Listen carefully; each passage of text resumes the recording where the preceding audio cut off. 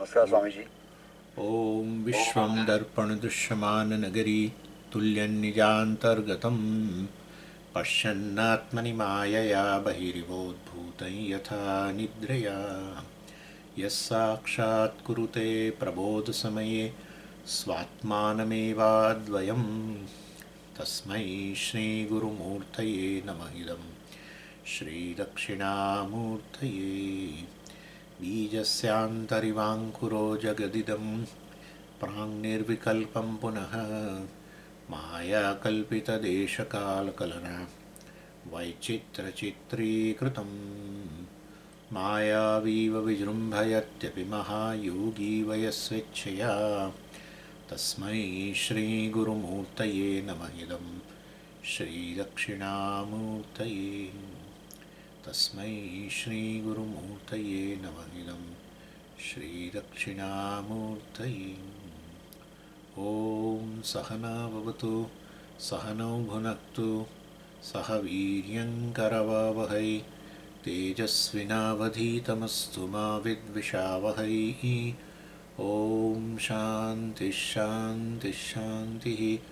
सदाशिवसमारम्भां शङ्कराचार्यमध्यमाम् अस्मदाचार्यपर्यन्तां वन्दे गुरुपरम्पराम्. ઓમ. આઠમો અનુવાક. એમાં પાંચમો સેક્શન.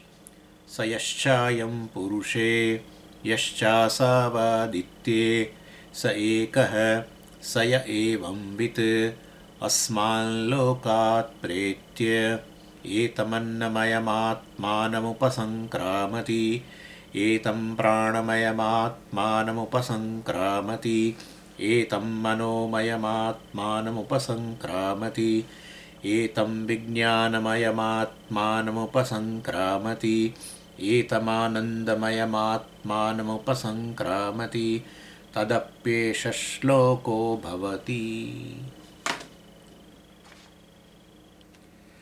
એટલે પ્રશ્ન હતા, ત્રણ પ્રશ્ન હતા ને. પરમાત્મા છે કે નહીં, પરમાત્માનું અસ્તિત્વ છે કે નહીં, એ પ્રશ્ન હતો. એનો ઉત્તર અપાઈ ગયો. પછી આ વિદ્વાન છે પરમાત્માની પ્રાપ્તિ કરે છે કે નહીં, અને અવિદ્વાન પરમાત્માની પ્રાપ્તિ કરે છે કે નહીં. પરમાત્મા છે કારણ કે જગત છે, જગત છે તો પછી પરમાત્મા છે. ઘડો છે તો પછી કહો કે માટી નથી, એવું તો કેવી રીતે હોય?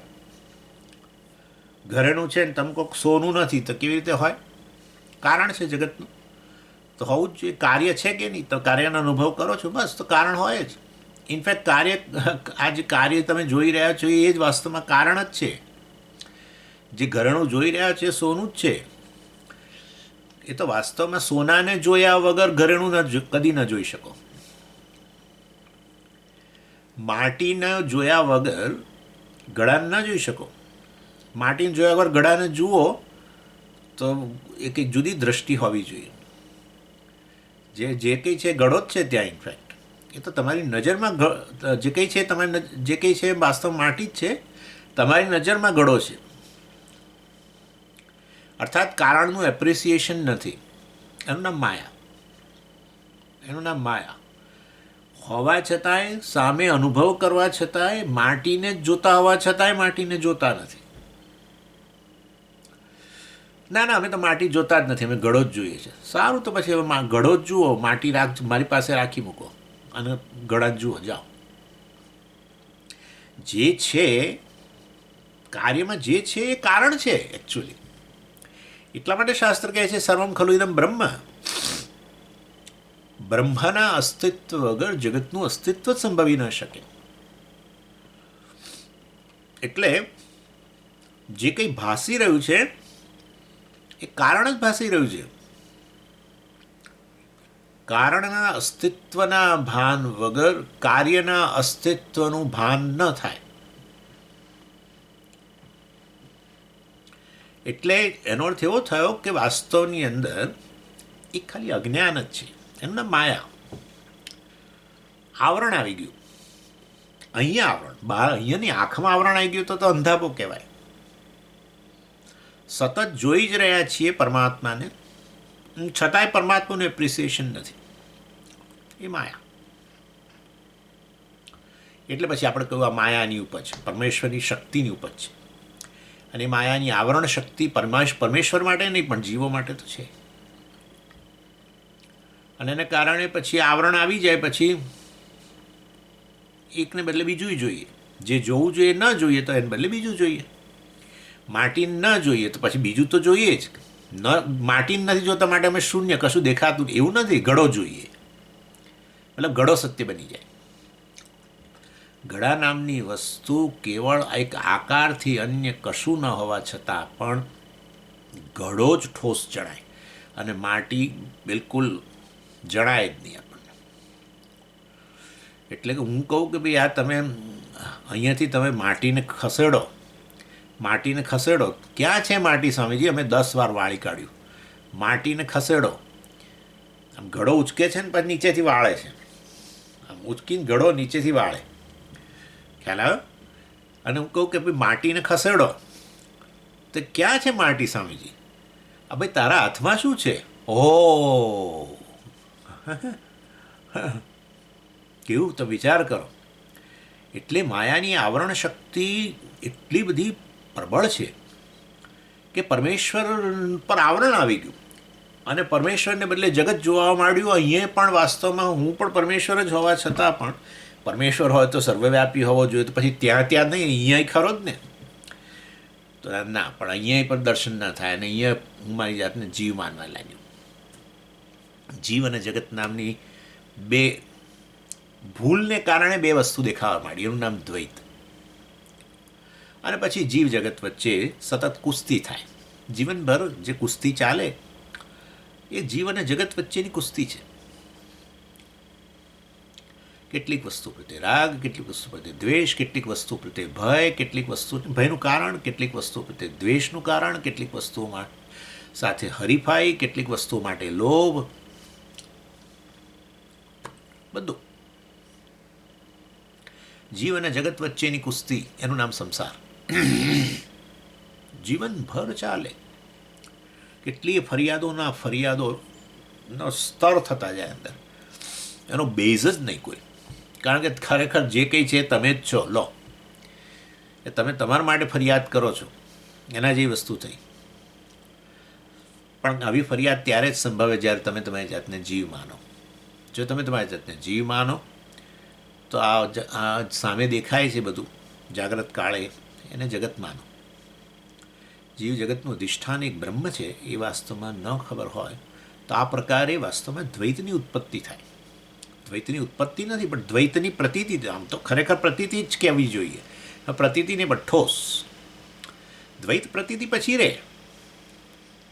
આ જગત દેખાય તમને, પણ તમે જાણો છો કે બધું કેવળ અલ્ટિમેટલી મારા પરનો અધ્યારોપ છે. સમગ્ર જગત મારા પરનો અધ્યારોપ. સમગ્ર જગત એટલે શું? શરીર પણ, તમારું શરીર, તમારું મન, તમારી બુદ્ધિ, તમારા પ્રાણ અને આ બાહ્ય જગત. સતત એ જગત તમારા પરનો અધ્યારોપ, બીજું કંઈ છે નહીં. અધ્યારોપનીમાં કોઈ સત્યતા જ ન હોય, પોકળ વસ્તુ હોય. એ રીતે દ્વૈત પોકળ છે, જેના કારણે ભય થતો હોય છે. એ દ્વૈતને વાસ્તવમાં સત્ય માનીએ ત્યારે થાય છે. એનીવે, એટલે વિદ્વાન આ જગત બ્રહ્મ જગતનું કારણ છે. માટે કાર્ય, જો તમે જે દિવસે કહેશો કે કાર્ય નામની વસ્તુ નથી, જગત નામની વસ્તુ જ નથી, તો અમે કહીશું બ્રહ્મય નથી. લો, પણ એવું તો કહી નહીં શકો. એવું કહેવા માટે વ્યક્તિએ ગાંડા બની જવું પડે. જગત છે જ નહીં એવું કહેવા માટે ગાંડા બનવું પડે. પણ સ્વામીજી, તો સ્વામીઓ કહેતા હોય છે આવું, તો મહાત્માઓ કહેતા હોય છે જગત છે જ નહીં. આપણે એ તો કંઈક બીજું કહે છે, પણ જગત નહીં, આત્મા છે એમ કહે છે. એ લોકો ઘડો નહીં, માટી છે એમ કહે છે. હા, શૂન્ય નથી કહેતા. શાસ્ત્રે બાદ કરે છે. શાસ્ત્ર બાદ કરે છે નેતિ નેતિ નેતિ નેતિ નેતિ નેતિ. જગત નથી, જગત નથી, જગત નથી શાસ્ત્રે કહે છે. શાસ્ત્ર ગાંડું નથી. અર્થાત જગત નથી એમ કહે છે ત્યારે જગતનો અનુભવ નથી એમ નથી કહેતા. જે અનુભવો છો એ ખરેખર વાસ્તવમાં બ્રહ્મ છે. એટલે એ રીતે વાસ્તવની અંદર બ્રહ્મ જગતનું કારણ છે, માટે બ્રહ્મ છે. એટલે ઈશ્વર કોઈ દિવસ માન્યતાનો વિષય નથી. બધા હશે. સનાતન ધર્મની અંદર નિષ્ઠ થયેલા મહાત્માઓ અને વૈદિક ધર્મનું અનુસરણ કરનારાઓ આ વાક્ય પર હશે. આસ્તિકોની મશ્કરીઓ કરે મહાત્માઓ. કેવા આસ્તિકો? ઈશ્વર છે, અમે માનીએ છીએ, અમે ઈશ્વરને માનીએ છીએ. ઈશ્વર માન્યતાનો વિષય જ નથી. માન્યતાનો વિષય હશે તો કાલે તમારે બદલાઈ જશે, આસ્તિકમાંથી નાસ્તિક થઈ જ જશો. એક ઘટના બનવી જોઈએ જીવનની અંદર, બસ દેટ્સ ઇટ. તાંતણે જ રહેલી હતી શ્રદ્ધા ઈશ્વરમાં, એક તાંતણા પર હતી, એ તૂટી જાય. એક જીવનમાં ખરાબ ઘટના બની નથી ઈશ્વર. જ્યાં સુધી સારું હતું ત્યાં સુધી તું છું. જે દિવસે કંઈક થયું તે દિવસે પૂજા બંધ, દેવલાઓને ફેંકી દો. છે જ નહીં, ઈશ્વર છે જ નહીં. ઈશ્વર હોય તો કોઈ દિવસ મારા જીવનમાં એવું બને? હું તો રોજ મંદિર જનારો, હું તો રોજ આટલી માળા કરનારો. એટલે હસે છે મહાત્માઓ, એટલે હસે છે. જે વસ્તુ તમારા માન્યતાનો વિષય હોય એ આજે જે પ્રકારની માન્યતા હોય એના કરતાં તદ્દન વિરુદ્ધ બની જવાની શક્યતા છે. ઈશ્વર જ્ઞાનનો વિષય છે. આ ઘડો નથી, માટી છે, એ માન્યતાનો વિષય નથી, એ તો જ્ઞાનનો વિષય છે. આટલી વાત છે, બરાબર. ઘડો કેવળ એક અધ્યારોપ જ છે, બીજું કંઈ નથી. એવી રીતે જગત કેવળ અધ્યારોપ છે, નામરૂપ. નામરૂપનું હોવાપણું જે ભાસી રહ્યું છે એ તો આત્માનું હોવાપણાને લીધે છે. આત્મા વગર કેવી રીતે કહેશો જગત છે? આત્મા વગર જગત છે કહી આપો ચાલો. સમજી, હું ન રહું, દાખલા તરીકે હું મારી વાત કરું, ચાલો બસ. હું સમજી, હું મરી ગયો હું મરી ગયો તો ક્યાં જગત છે? આ વસ્તુ તમારા કન્સેપ્ટમાં છે ને કે હું મરી ગયો પછી ક્યાં જગત છે? એટલે વાસ્તવમાં આ ચૈતન્યને અંતર્ગત રહેલું છે કે જગત નામની વસ્તુ નહીં રહે, હું મરી જઈશ તો એ વસ્તુ પણ વાસ્તવ. અને તમે મરવાની ક્યાં જરૂર છે ભાઈ? મરવાની ક્યાં જરૂર છે? શરીર ન હોય, શરીરમાં તાદાત્મ્ય છૂટી જાય તો શરીરનું અસ્તિત્વ નથી રહેતું. શરીરને ચૈતન્યથી પ્રકાશિત ન કરો તો શરીરનું અસ્તિત્વ જણાતું નથી સુષુપ્તિમાં, તો તમે નથી. માટે શરીરનું અસ્તિત્વ નહીં રહે, માટે તો હું નહીં રહું એ કઈ રીતે કહી શકશો? કારણ કે રોજે રોજ અનુભવો જ છો કે ખરેખર હું છું, પરંતુ શરીર ક્યાંય જણાતું નથી. હુંનું ક્યાંય તાદાત્મ્ય શરીર સાથે જણાતું નથી, છતાં હુંનું અસ્તિત્વ ચાલુ રહે છે. આવું સુષુપ્તિમાં રોજ થાય છે. શરીર વાસ્તવમાં ભલે ને ના સમજ, શરીર તો છે, શરીર છે, હું તો કહું છું, પરંતુ એ જે સૂઈ ગયો છે એના માટે ક્યાં છે? એવું શરીર સાથેની શરીરની સભાનતા હોય તો વાસ્તવની અંદર તમને ઊંઘ જ નથી આવી. હજુ શરીર સાથે તાદાત્મ્ય છોડવું જ પડે છે. શરીરમાંથી જાણે કે હું વિડ્રો થઈ ગયો એવું ગણો. શરીરનું અસ્તિત્વ જ નથી જણાતું. તો શરીરનું અસ્તિત્વ નથી જણાતું તો તમે નથી. તો પછી મૃત્યુ પછી શરીરનું અસ્તિત્વ નહીં રહે તો તમે નહીં રહો એવું કઈ રીતે કહી શકશો? આમે ચાલો જીવની રીતે અસ્તિત્વ ચાલુ છે તો આપણે જાણીએ જ છીએ. શરીરના મરણથી મારું મરણ એ તો ચારવાકોનો મત છે. શરીર જ આત્મા છે અને શરીરનું મરણ એ મારું મરણ, એ તો ચારવાકોનો મત છે. શરીરથી વિલક્ષણ એવો જીવ છે જે વાસ્તવમાં એના કર્મોને આધારે એને નવો દેહ પ્રાપ્ત થતો હોય તો શરીરના મૃત્યુથી એનું મૃત્યુ થતું નથી. અને એ જીવ જ વાસ્તવની અંદર બ્રહ્મ છે એવું કહે છે. માટે ક્યાં મરણ છે? ક્યાં મરણ છે? માટે શરીર મરી ગયું તો હું મરી ગયો એવું કહેવું વધારે પડતું છે. એનીવે, એટલે આ ચૈતન્યના અસ્તિત્વથી બધી વસ્તુનું અસ્તિત્વ છે. એ સત સ્વરૂપ છે. સત્યમ જ્ઞાનમ અનંતમ બ્રહ્મ, સચ્ચિદાનંદ છે વાસ્તવમાં. એ જ સત સ્વરૂપ છે. એ જ સદાય હાજર છે. ચૈતન્ય સદાય હાજર છે. સમગ્ર જગત ચૈતન્યમાં હાજર છે અને સમગ્ર જગત ચૈતન્યમાં જ વિલીન પામે છે. આવું બ્રહ્મ છે. આવા બ્રહ્મને પ્રાપ્ત કરવું વિદ્વાન પ્રાપ્ત કરશે, બ્રહ્મની પ્રાપ્તિ કરશે. એટલે વિદ્વાનનું શરીર પડશે તો ક્યાં વિલીન થઈ જશે? કારણમાં જ વિલીન થાય ને. બધું આવ્યું છે, તમે કહો છો કારણ બ્રહ્મ છે, તો હવે આ કાર્ય શરીરથી માંડીને જગત બધુંય, પણ ચાલો શરીરની અત્યારે વાત કરી. શરીરનું મરણ થયું, નામ શેષ થઈ ગયું સ્વામીજી, કાર્ય નાશ પામ્યું. આ કાર્યનું નાશ પામવું એટલે કારણમાં વિલીન થવું, બીજું શું? ગળાનો નાશ કરો તો ક્યાં જાય? માટીમાં જ જાય. તો પછી વિદ્વાન જે છે એનું આ શરીર પડી જાય તો ક્યાં શેમાં વિલીન થઈ જશે? બ્રહ્મ પ્રાપ્તિ થઈ ગઈ, બ્રહ્મામાં વિલીન થઈ ગયું. તો પછી અવિદ્વાનનું શરીરે પડશે તો એ ક્યાં જશે? કારણ તો બ્રહ્મ જગતનું કારણ છે, તો બધાનું કારણ છે. વિદ્વાનનું શરીર હોય કે અવિદ્વાનનું શરીર હોય, તો અવિદ્વાનને બ્રહ્મની પ્રાપ્તિ થશે. તો ભાઈ બંનેની વિધેય મુક્તિ થઈ ગઈ. તો પછી અમારે જ્ઞાન પ્રાપ્ત કરવાની જરૂર જ ક્યાં છે? આવો પ્રશ્ન થયો.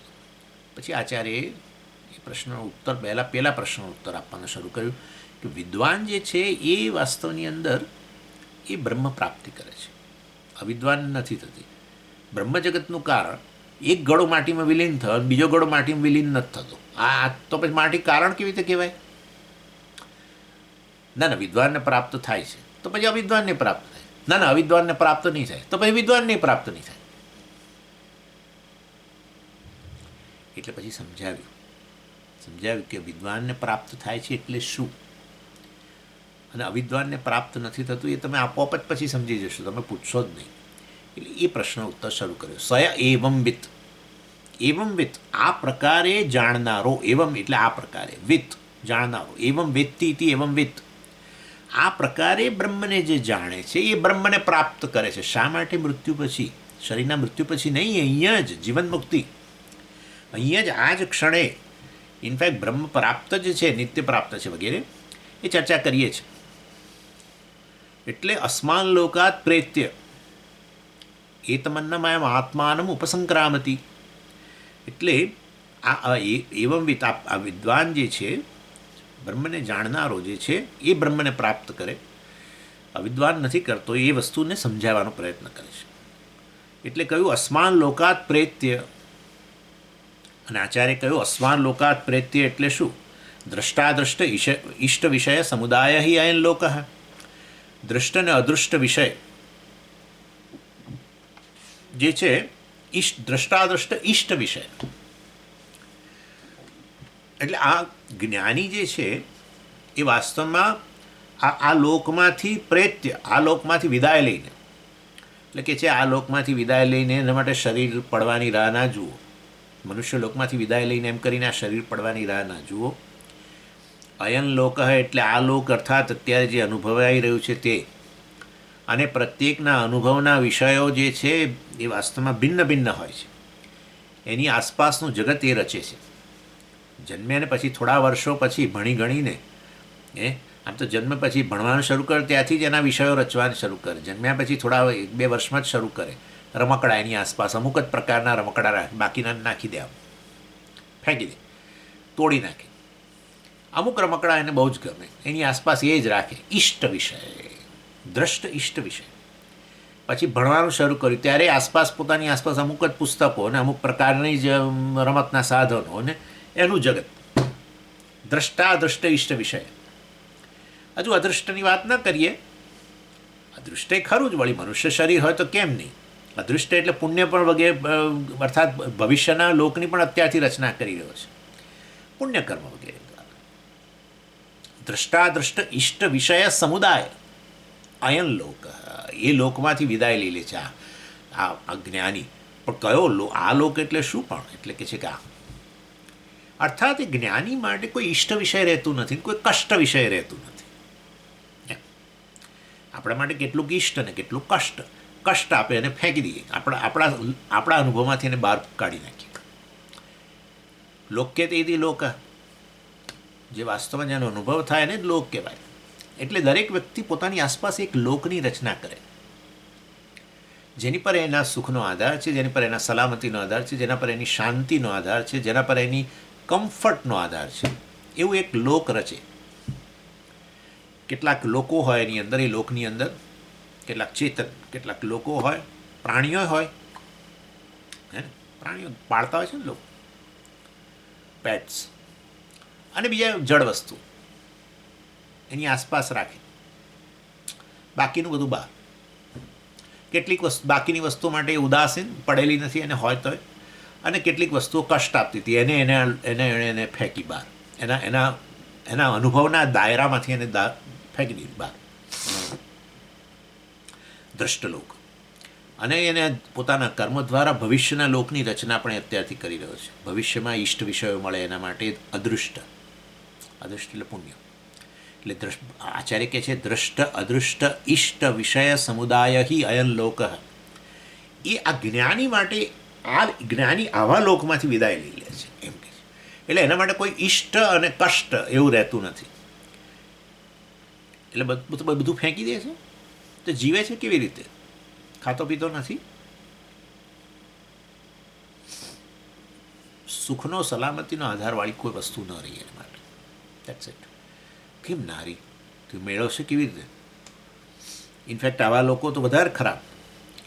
આપણે તો એટલીસ્ટ ચાલો ભલે હું તો કહું છું આ ફલાણી વસ્તુ સલામતી આપે છે કે ફલાણી વસ્તુ સુખ આપે છે કે શાંતિ આપે છે નથી ખબર, તો પકડી રાખીએ છીએ એટલે કંઈક તો લાગે આપણને થોડી સલામતી. આ તો એ ફેંકી દે છે.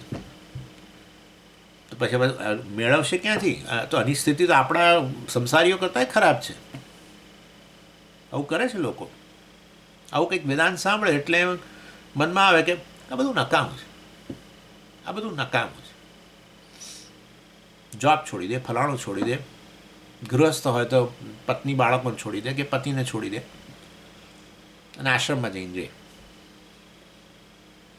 એવું માને કે આશ્રમમાં જતા રહે એટલે સલામત થઈ ગઈ. અને થોડા જ દિવસોમાં ખબર પડી જાય કે આ ખોટું કર્યું. દુનિયાનો સૌથી આ જીવનનો ખોટામાં ખોટો નિર્ણય મેં આ કર્યો, છોડીને બધું ગયો. એટલે એ પ્રકારની વસ્તુ નથી કહેતા. આપોઆપ જ જેમ જેમ એ જ્ઞાનીને પેલી ક્લેરિટી આવતી જાય કે ખરેખર આત્મા જ વાસ્તવની અંદર હું જ સુખને સલામતીનો સોર્સ છું, હું જ નિત્ય વસ્તુ છું, હું જ પૂર્ણ છું માટે સુખ સ્વરૂપ છું, હું જ નિત્ય વસ્તુ છું માટે હું જ સલામત છું. જગત તો અનિત્ય જ છે. જગતના અસ્તિત્વનો આધાર જો મારા અસ્તિત્વ પર હોય તો પછી વાસ્તવની અંદર તો પછી મારા અસ્તિત્વનો આધાર તો કશા પર ન હોવો જોઈએ. સમગ્ર જગતનું અસ્તિત્વ દેશકાળ સહિત સમગ્ર જગતનું અસ્તિત્વ જો મારા થકી હોય, મારા અસ્તિત્વ પર એનો આધાર હોય તો મારું અસ્તિત્વ તો કશા પર આધારિત નથી. તો મારું અસ્તિત્વ કશા પર આધારિત જ ના હોય તો હું તો સદાય અસ્તિત્વ છું. મારું અસ્તિત્વ અન્ય પર આધારિત હોય તો પછી વાસ્તવમાં એ વસ્તુ ન હોય તો હું ન રહું. માટી ન હોય તો ઘડો ન જ રહે. માટે સ્વયં સિદ્ધ એવું હું વસ્તુ છું. અથવા હું તો સદાય છું જ. તો પછી શેની અસલામતી છે? શેની અસલામતી? અસલામતીનો અર્થ કે હું નહીં રહું તો? આંખો પોળી કરીને કેમ હું નહીં રહ્યો તો? આ વસ્તુ મારું અસ્તિત્વ જોખમમાં મૂકશે. ફલાણી વસ્તુ મારું અસ્તિત્વ જોખમમાં મૂકશે. આ વસ્તુમાં આ વ્યક્તિ મારું અસ્તિત્વ જોખમમાં મૂકશે. અસલામતી એ રહ્યું જ નહીં. ને સુખના અનુભવની અંદર બસ હું તો હોઉં જ. સુખનો અનુભવ હોય ને હું જ ના હોઉં કેવી રીતે હોય? હું સુખી કહું છું તો હું તો છું જ. તો હું સુખીનો અર્થ શું છે? પણ સુખના અનુભવમાં મને કોઈ અધૂરપ ચાલતી નથી. બસ અથવા તો હું પૂર્ણ છું એ જ્ઞાન. તો પછી એનો અર્થ એવો થયો કે આ આસપાસનું ઇષ્ટ જગત જે છે જેના પર મેં સુખ સલામતીનો આધાર રાખ્યો તે ખરેખર એ કોઈ આપતું જ નથી. સોર્સ જ અહીંયા છે. માટે અસ્માન લોકાત પ્રેત્ય, આ લોકમાંથી એ વિદાય લે છે. મતલબ આ બધી વસ્તુ નથી. બધું જગત એમ જ પડ્યું છે. હજુ એ ઘરમાં રહેતો હોય તો એ ઘરમાં બધું એમનું એમ જ છે. હજુ બધા લોકો જે એના સંબંધીઓ બધું એમનું એમ જ છે. કશું જો એ વ્યક્તિ કશું ફેંકે તો માનવું કે એને જ્ઞાનમાં સ્થિરતા નથી. કશું ફેંક્યું તો એ માનસિક બીમારી બતાવે છે. હા, માનસિક રીતે સ્વસ્થ હોવ તો જગત જેવું છે એવું જ્યાં છે, જેવું છે જે પ્રકારનું છે એમાં ક્યાંય કશું કરવાની જરૂર જ નથી. કારણ કે સમગ્ર જગત જ હું છું. સમગ્ર જગત જ હું છું, પૂર્ણ છું. માટે વોટ એવર ઇઝ ધેર, જે પણ છે, જ્યાં છે, જેવું છે, કમ્પ્લેનનો વિષય જ નથી રહ્યો હવે. કષ્ટ વિષય જ નથી રહ્યું ને ઈષ્ટ વિષય નથી રહ્યું. જ્યારે ઈષ્ટ અને કષ્ટ વિષય ન રહે જગત, ત્યારે માનવું કે માનસિક રીતે હું સ્વસ્થ થઈ ગયો છું. જગતમાં હજુ કેટલુંક ઈષ્ટ રહે અને કેટલુંક કષ્ટ રહે તો માનવું કે હજુ જ્ઞાનમાં સ્થિરતા નથી, કારણ કે ઈષ્ટ અને કષ્ટ, રાગ અને દ્વેષ જ બતાવે છે. એટલે આ રીતે અસ્માન લોકાત પ્રેત્ય કેવું સુંદર કહ્યું આચાર્ય, કેટલું દ્રષ્ટાદૃષ્ટ ઈષ્ટ વિષય સમુદાય હિ અયન લોક. તસ્માત અસ્માન લોકાત પ્રેત્ય પ્રત્યાવૃત્ય નિરપેક્ષો ભૂત્વા એતમ યથોક્તમ અન્નમયમ આત્માનમ ઉપસંક્રામતી. અને આ રીતે વાસ્તવમાં એતમ યથોક્તમ અન્નમયમ આત્માનમ ઉપસંક્રામતી અન્નમયાત પિંડાત્મન સાક્ષાત વ્યતિરિક્તમ ન પશ્યતિ. જોયું કે છે કે વાસ્તવમાં એ આ સમગ્ર અન્નમય આત્મા જે છે, અર્થાત આ એક શરીરમાં આજથી તો આત્મબુદ્ધિ જતી જ રહી, પણ હવે કહે છે કે આ બધા શરીરો જે છે એ વાસ્તવમાં આત્મા જ છે. સમગ્ર અન્નમય આત્મા, સમગ્ર અન્નમય જગત અર્થાત બધા શરીરો, અન્નમય એટલે આપણે કહીએ છીએ શરીર, એટલે આ એક શરીરમાંથી આત્મબુદ્ધિ છૂટી તો હવે બધા જ શરીરોમાં આત્મબુદ્ધિ આવી. એટલે એણે જાણે કે સમગ્ર અન્નમય આત્માનમ ઉપસંક્રામતી, અન્નમય આત્માને ઉપસંક્રમણ કર્યું, અર્થાત એને પ્રાપ્ત કરી લીધો. આ સ્થૂળ શરીરમાંથી આત્મબુદ્ધિ છૂટી આ જ્ઞાન વગેરેને લીધે, અને સમગ્ર સ્થૂળ પ્રપંચમાં આત્મદૃષ્ટિ આવી ગઈ. અરે હું તો આ જ નહીં, હું તો આ સર્વ કાંઈ છું, બધા જ શરીરમાં. એ રીતે એણે જાણે કે આ સ્થૂળ શરીરમાંથી આત્મબુદ્ધિ છૂટીને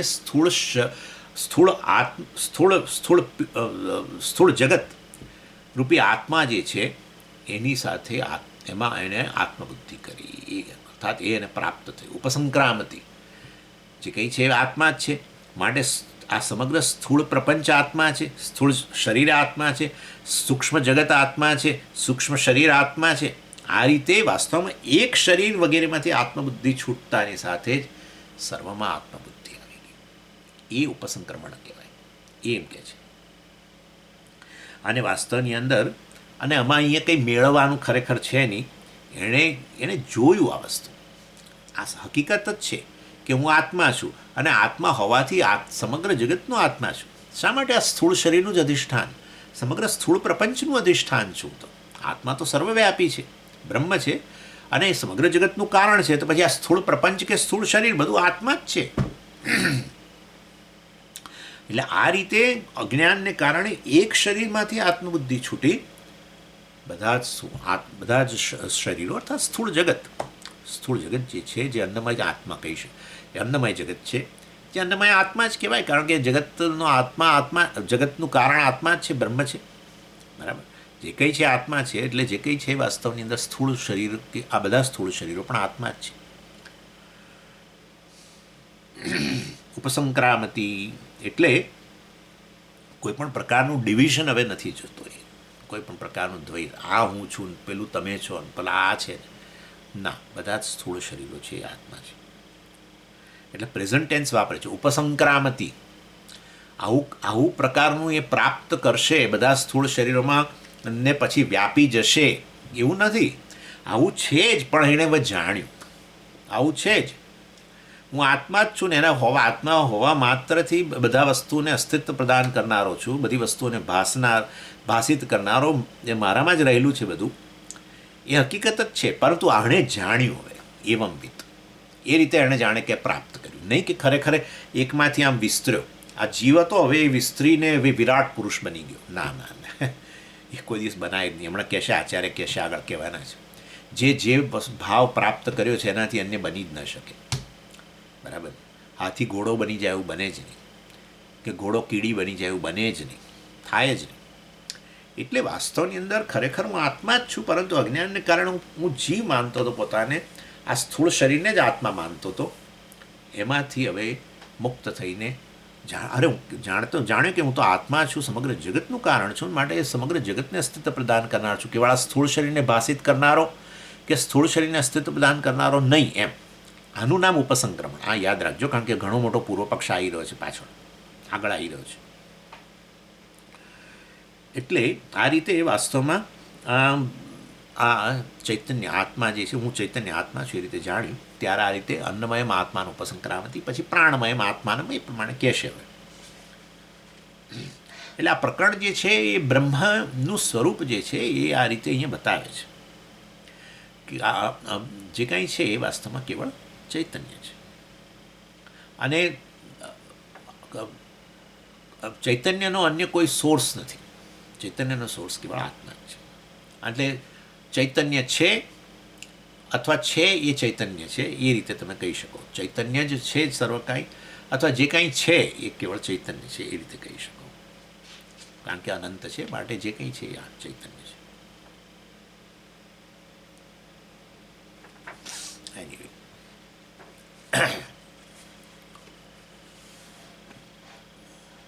અને એ કેવી રીતે કહેવાય, આવું કેવી રીતે કહેવાય સ્વામીજી? આ આત્મા જગતનું કારણ છે, આ સમગ્ર સ્થૂળ શરીરનું કારણ છે, સમગ્ર સ્થૂળ પ્રપંચનું કારણ છે. તો આવી ગયું આપણે તસ્માદ એ તસ્માદ આત્મનઃ આકાશ સંભૂત આવી ગયું. આકાશાત વાયુ વાયો અગ્નિ અગ્નિ આપઃ અદ્ભ્ય પૃથિવ્યામ ઔષધય ઔષધિભ્ય અન્નમ અન્નાત પુરુષ.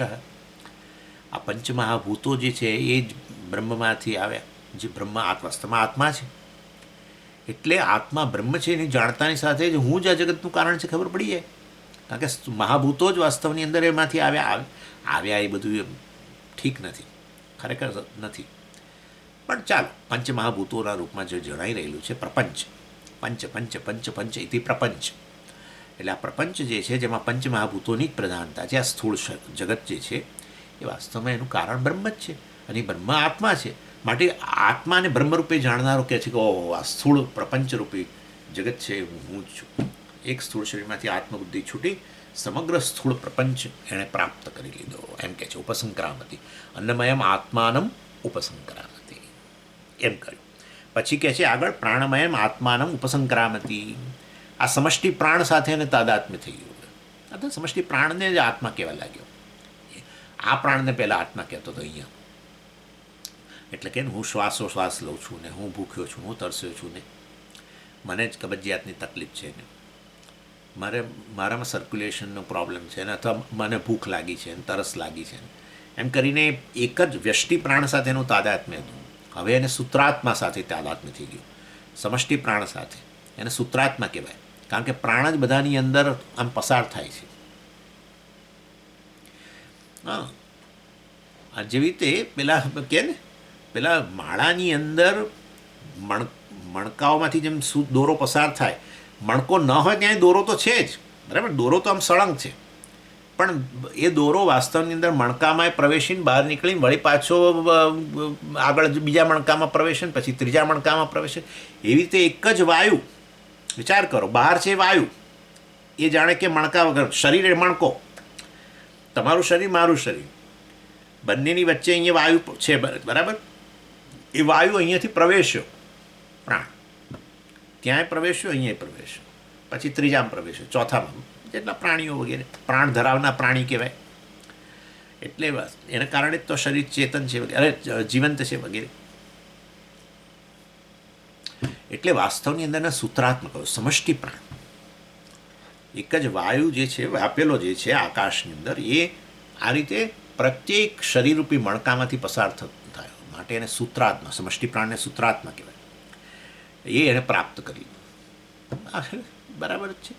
કારણ કે પંચમહાભૂતોમાંથી આવેલો જ, પંચમહાભૂતો આવ્યા છે જ આત્મામાંથી, બ્રહ્મમાંથી, અને માટે વાયુ પણ બ્રહ્મ છે, હે ને.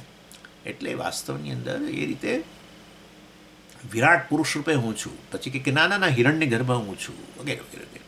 હિરણ્ય ગર્ભ એટલે આ. અને હિરણ્ય ગર્ભમાં મનોમય આત્માનો પણ સમાવેશ કરી શકાય. મનોમય આત્માનું ઉપસંક્રામતી. આ રીતે અર્થાત જે ટોટલ સમષ્ટિ છે એને પોતાનાથી અભિન્ન જોનારો છે. એ રીતે આ બધું જાણે કે એણે પ્રાપ્ત કર્યું છે. આવું જ હતું, ખરેખર આવું જ છે અત્યારે પણ. મારા માટે આ જ વસ્તુ હકીકત જ છે. વાસ્તવમાં એવું નથી કે હું હવે હું જાણીશ એટલે હું કારણ બનીશ. અરે કારણ છો તમે, જે કંઈ છે બધું તમે જ છો, પણ ખબર નથી. સમજી ગયા તમે? એવી વસ્તુ છે.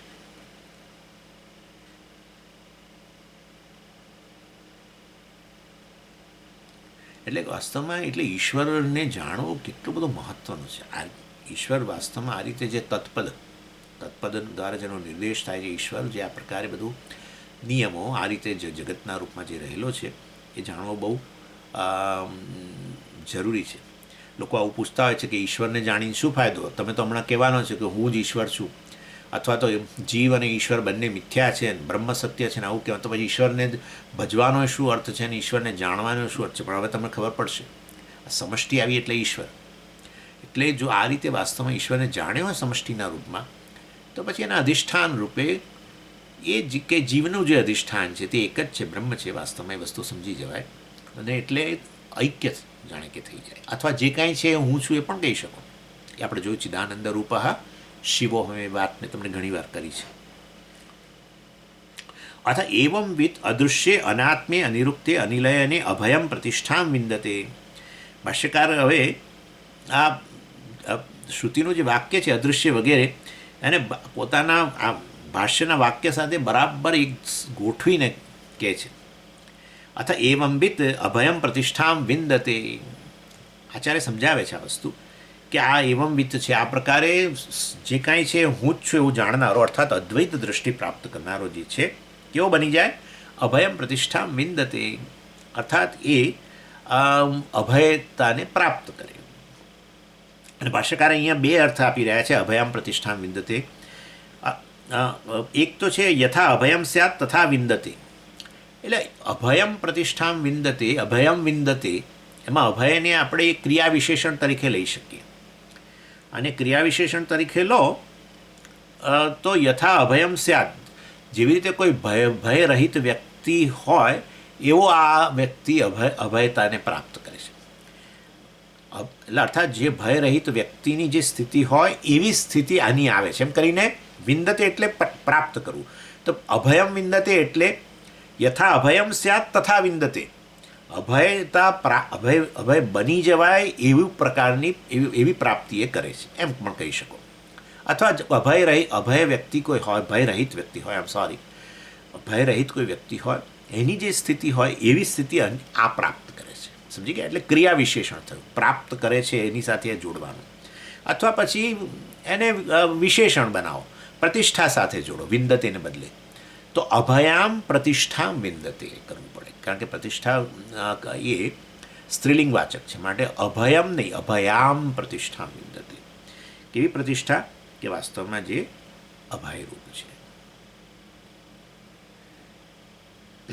અને આવી પ્રતિષ્ઠા ક્યાં છે? આત્મામાં છે, અથવા આત્મા રૂપે છે.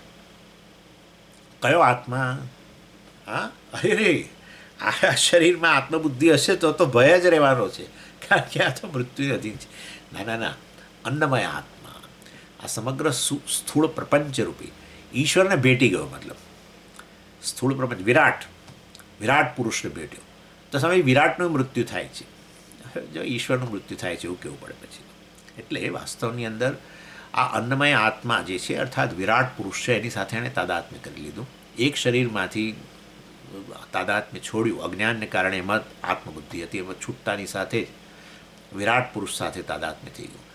એ કહી શકે હું વિરાટ છું, બરાબર ને? ચિદાનંદ રૂપઃ શિવોહમ, હું શિવ છું, કારણ કે જે કંઈ છે બ્રહ્મ છે. બસ તો પછી વાસ્તવની અંદર બ્રહ્મ, એ જ બ્રહ્મ હું છું.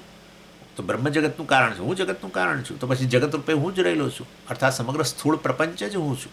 તો એ મતલબ કે એને વિરાટ પુરુષ સાથે તાદાત્મ્ય થઈ ગયું, જીવ ઈશ્વર ઐક્ય થઈ ગયું. સમજી ગયા? એટલે માટે પછી ભય ક્યાં રહે? પછી ભય રહ્યો જ નહીં. પછી પ્રાણમય આત્મા, કારણ કે દ્વૈત જ ન રહ્યું.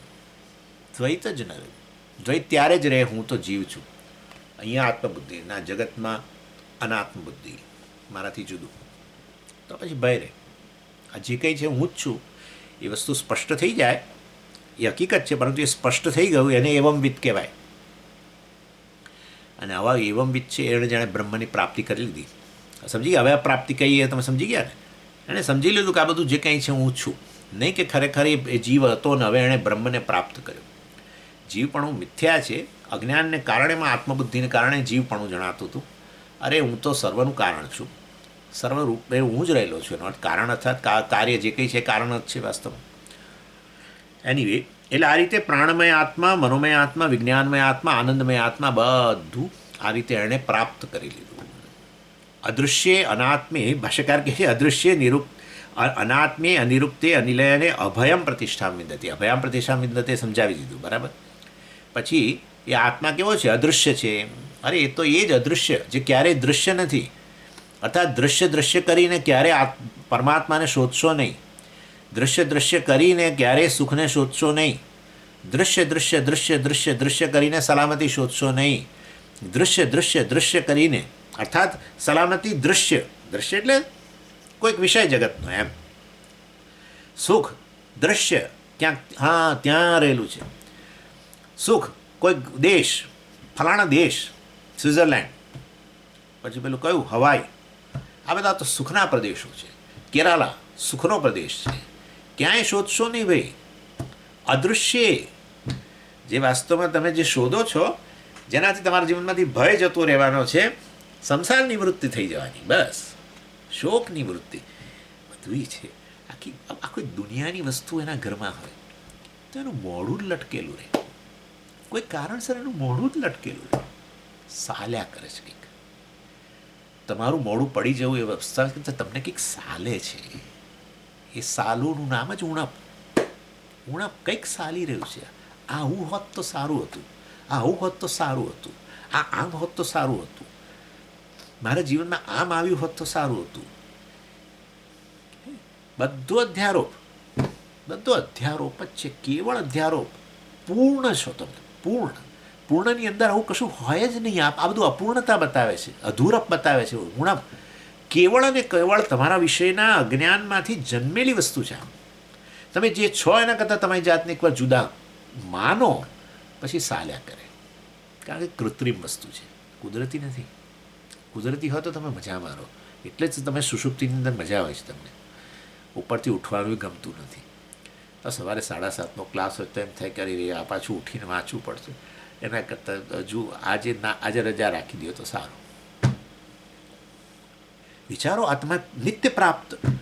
કઈ વસ્તુ, કયા એફર્ટ, કયા પ્રકારના પ્રયત્નથી તમે તમારા સ્વરૂપની પ્રાપ્તિ કરો છો? બતાવો મને.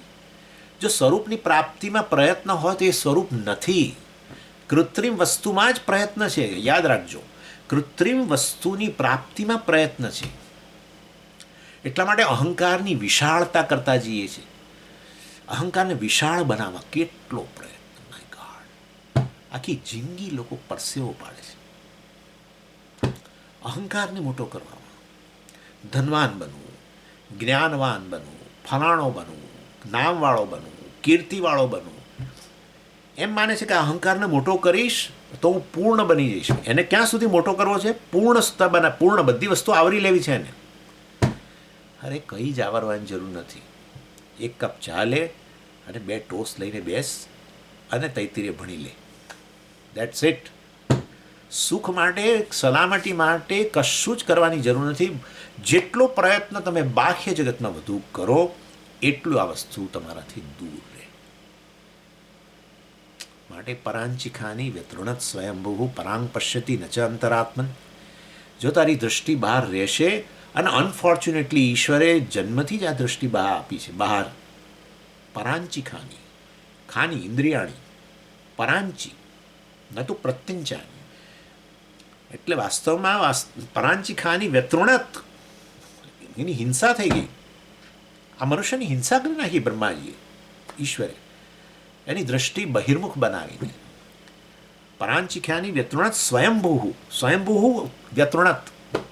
આ સ્વયંભૂ પરમાત્મા બ્રહ્માએ, જગતના સૃષ્ટાએ એને આ રીતે એનો નાશ કરી નાખ્યો. વ્યતૃણત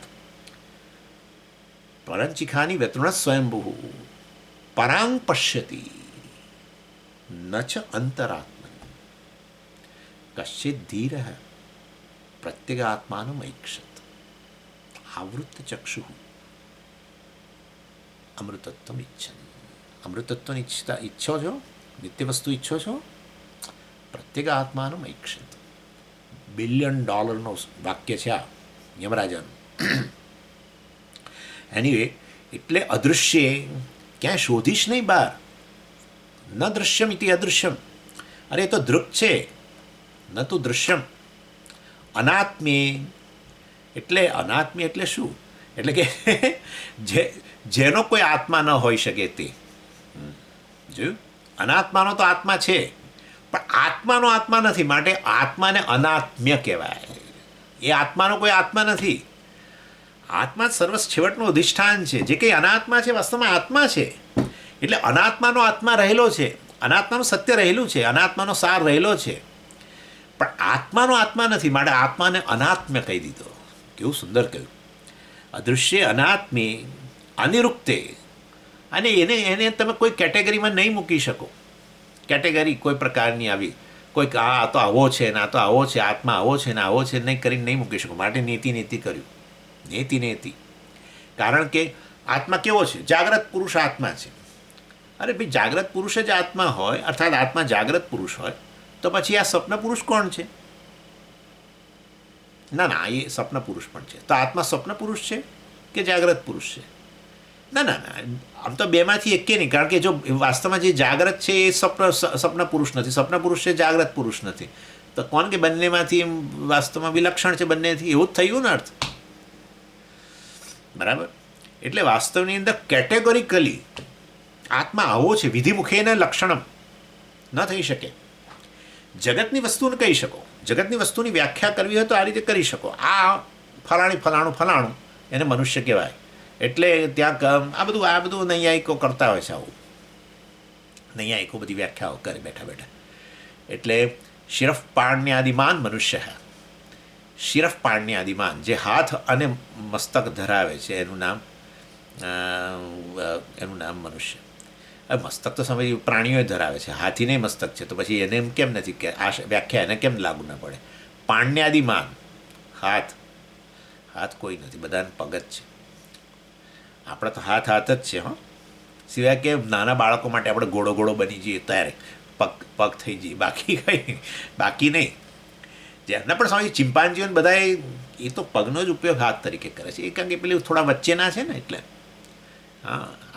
એવું આપણા પૂર્વજો કહે છે. આપણે નથી કહેતા આપણા પૂર્વજો તો ઋષિઓ, પરંતુ આવું વૈજ્ઞાનિકો કે તમારા પૂર્વજો તો બધા અવાજ છે, આ વાંદરાઓ માકડાઓને, એટલે જે એવું બધું મતલબ ચિમ્પાન્જી બધું. એટલે કહેવાનો આશય છે હાથ કોઈ નથી ધરાવતું. બહુ જબરજસ્ત લક્ષણ આપ્યું. અર્થાત દુનિયાની કોઈ વસ્તુની વ્યાખ્યા કરવી હોય તો એ આ છે એમ કરીને આપી શકો, આવી છે કરીને આપી શકો. આત્માને આવું તો ન કહેવાય. માટે નીતિ નાંતઃપ્રજ્ઞમ ન બહિષ્પ્રજ્ઞમ ન ઉભયતઃપ્રજ્ઞમ ન પ્રજ્ઞમ ના પ્રજ્ઞમ. કારણ કે આપણે આત્માને હંમેશા વિશેષ આત્મા કહીએ છીએ, વિશેષોવાળો આત્મા.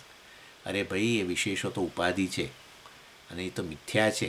વિશેષ આત્મા મિથ્યા છે. વિશેષ આત્માનું અધિષ્ઠાન નિર્વિશેષ આત્મા સત્ય છે.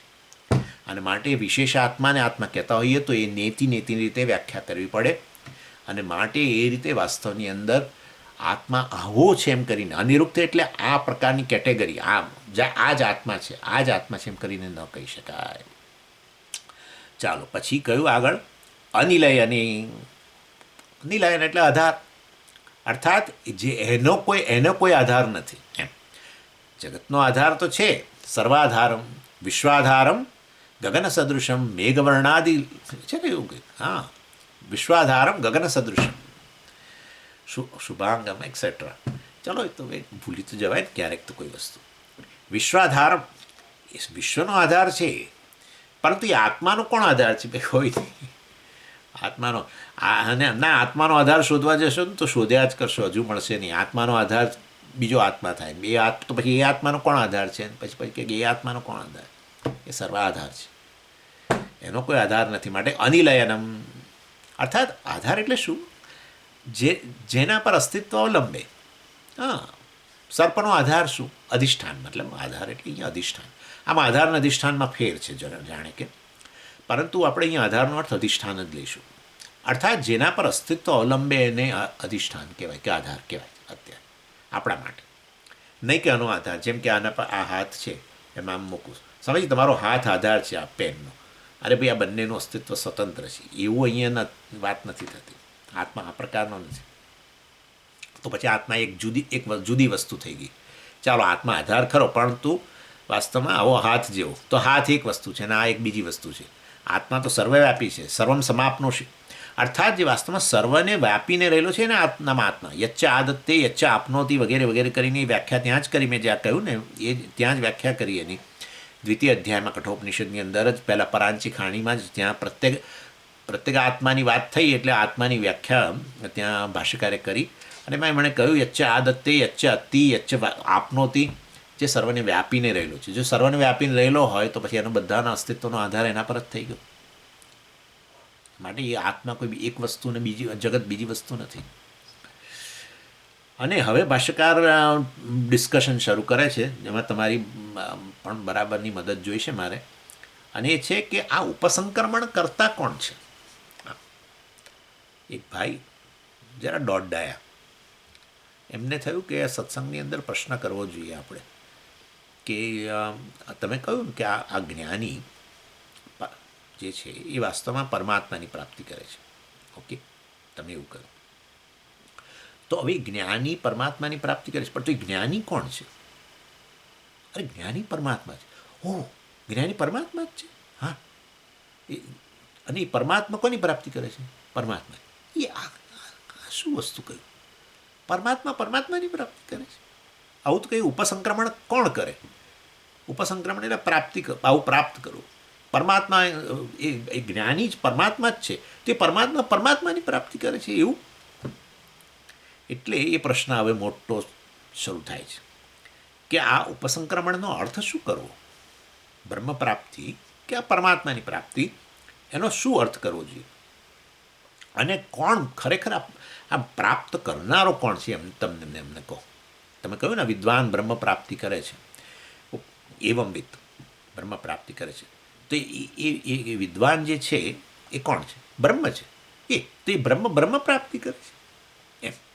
એટલે ઉપસંક્રમણ એટલે એનો અર્થ કે ઉપસંક્રમણનો અર્થ સમજવો પડશે, પ્રાપ્તિનો અર્થ સમજવો પડશે. અને આ સંક્રમણ કરતા મતલબ કે આ વિદ્વાન પ્રાપ્ત કરનારો એ કોણ છે એ વસ્તુ બરાબર સમજવી પડશે. That's it. અને માટે મોટો પૂર્વ પક્ષ વગેરે અહીંયા શરૂ થાય છે. તત્ર એતત ચિંત્યમ, ભાષ્યકાર કહે છે, કોયમ એવંવિત કથમ વા સંક્રામતી કિમ પરસ્માત આત્મન અન્ય સંક્રમણ કરતા પ્રવિભક્ત ઉતસહ એવ ઇતિ. એટલે તત્ર એટલે આ તસ્મિન ઉપસંક્રમણ વિષયે, એટલે આ ઉપસંક્રમણના સંદર્ભમાં જે અત્યારે ચર્ચામાં છે, એતત ચિંત્યમ, આ વસ્તુ ચર્ચા થવી જોઈએ, આ વસ્તુનું વિશ્લેષણ થવું જોઈએ. અને શેની ચર્ચા કે શેનું ડિસ્કશન થવું, શેનું વિશ્લેષણ થવું જોઈએ? અયમ એવંવિત કહ, આ એવંવિત કોણ છે? આ ઉપસંક્રમણ કરતા જે છે, જે આ પ્રાપ્ત કરે છે, બ્રહ્મ પ્રાપ્તિ કરે છે, એ કોણ છે?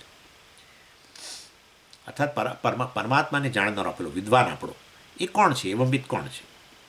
કથમ વા સંક્રામતી, અને એ કેવી રીતે પ્રાપ્ત કરે છે? એટલે આ મુખ્ય શંકા અહીંયા હવે આવીને ઊભી રહે છે કે આ જે જાણનારો જે છે, પરમાત્માને જાણનારો જે છે, જેને ઉપસંક્રમણ કરતા કહીએ આપણે, એ પરમાત્માથી ભિન્ન છે કે પરમાત્મા જ છે?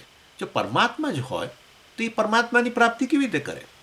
અને જો પરમાત્માથી અન્ય હોય તો એ પછી અન્ય એટલે જીવ જ છે વાસ્તવિક રીતે, પરમાત્મા નથી તો જીવાત્મા, બેમાંથી એક જ હોય ને.